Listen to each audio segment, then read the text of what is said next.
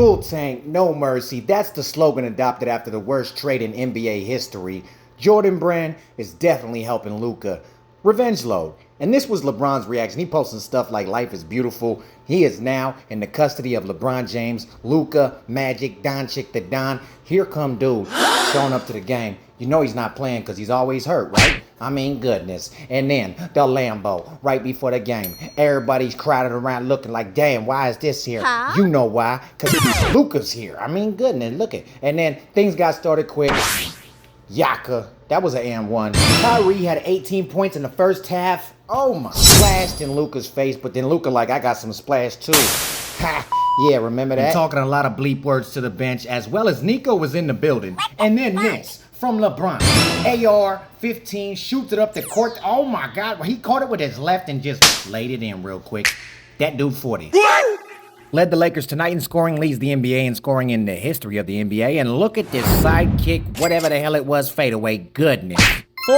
27 for LeBron tonight. And oh yeah, Luka, he had a triple-double. He controlled the game. And Dallas, even though they kept it close, they never stood a chance. How's that feel now? I'm going straight to sleep. I haven't slept. Looks like the slogan actually played out in real time tonight. So, Luka and LeBronDominate.com / triple-double Luka, 4 steals, 2 blocks. LeBron had 27, 16 in the fourth. I don't know, honestly. I don't know. It's just so weird the moments. Felt like I don't know what I was doing. And I'm glad we got the win. The last 5+ minutes, you and LeBron, there's a lot of different interactions on the court, and you finding him and vice versa. What was that like for you, and how are you starting to develop this chemistry so soon? Yeah, JJ said in timeout, let's get organized. And once we get organized on offense, we got a lot of weapons. So that was really big, and he's doing that at 40 years old, which is insane. The takeover in fourth quarter was unbelievable to watch. Luke, I want to ask you about a specific sequence with LeBron in the fourth. After Clay had hit the 3 to tie it, you're posting up Christie. You pass it back out to the 3 to LeBron. LeBron throws it back into you to repost. Eventually, you find him open and he hits the 3. But just what was that kind of interaction like there for you? I think I talk a lot about patience. I think that was one of the best examples about patience. We kind of went back and forth. We expected the doubles, so we just think patience. Luka, JJ's talked about the blackout episodes, and midway through the first quarter, you hit those back-to-back threes. They take one away, but kind of turn and how is that even possible? you turned and let out that roar, and it seemed like you were kind of hyping yourself up. I guess JJ said he felt like you were kind of going through it in the first few minutes of the game, and then you started to stabilize a bit. What was going through your head at that point? Honestly, I can't remember. It was just a lot of emotions, not much sleep, but it was just, I can't even explain what. It was a different game. Like I said, sometimes I don't know what I was doing, and I'm just glad it's over, honestly. This a little bit before, but there's kind of a basketball shorthand that maybe Luka and you can understand about the way you see the game. There were a couple elements of that in that final stretch after they tied it at 91. What were you seeing kind of collectively together down the stretch there?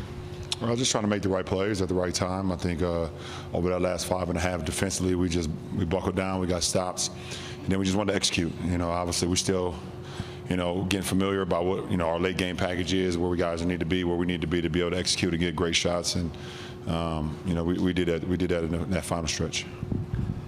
LeBron, there was obviously a lot of anticipation for this game and this matchup. How did you feel that Luka handled the emotions tonight?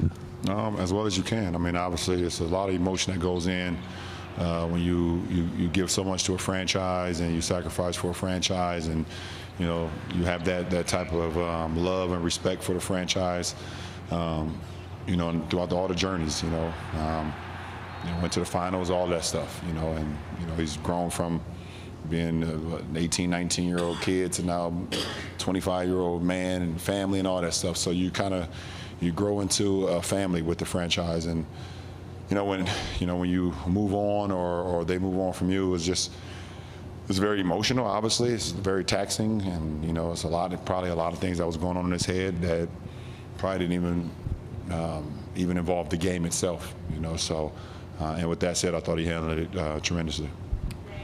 LeBron, in the first quarter, the team showed a video honoring Anthony Davison's return, and I know maybe sometimes you're not locked into what's going on the video screen. One, did you see it? And two, how did it hit you the way obviously the Lakers fans received him upon his return? No, I definitely saw it. I watched it from start to finish. I mean, we know what AD was to this franchise and what he did for this franchise from the moment we got him.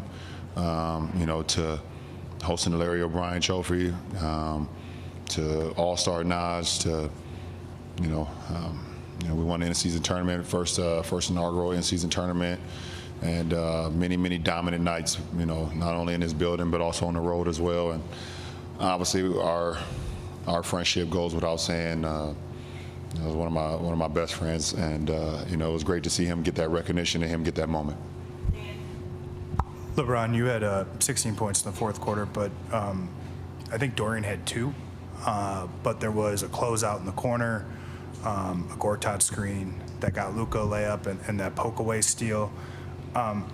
Just what have his sort of intangibles meant to this team as it's kind of redefined itself here over the last 6 weeks or so? Yeah, we knew exactly what we was getting when we got him.